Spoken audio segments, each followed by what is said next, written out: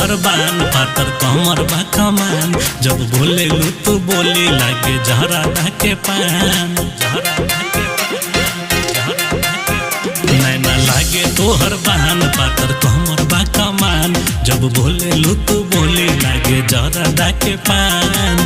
देखिए के तोहरा डोले जाता ईमान, तू तो लागता रुझान, तू तो लागता रुझान ब्यूटी पार्लर के दुकान। तू तो लागता रुझान ब्यूटी पार्लर के दुकान। तू तो लागता रुझान।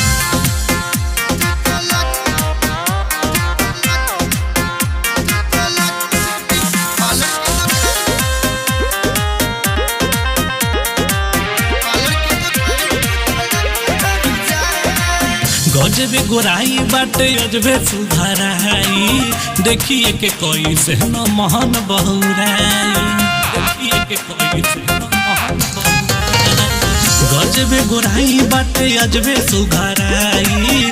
देखिए के कोई से न मोहन बहुराई। बाटे चाल मता वाली तोहर केस काली काली। घायल करता ये जान दुनो कनवा के बाली।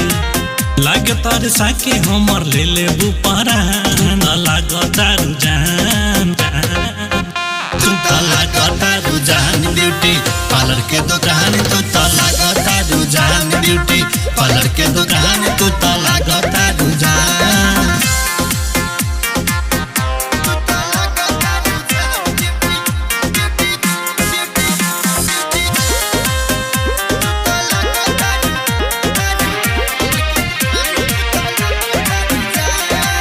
एक झलक तोहर पावे खातिर गोरी। देखते रहिले तोहरा खीरा की खेओरी, खीरा की खेओरी, खीरा की खेओरी। एक झलक तोहर पावे खातिर गोरी।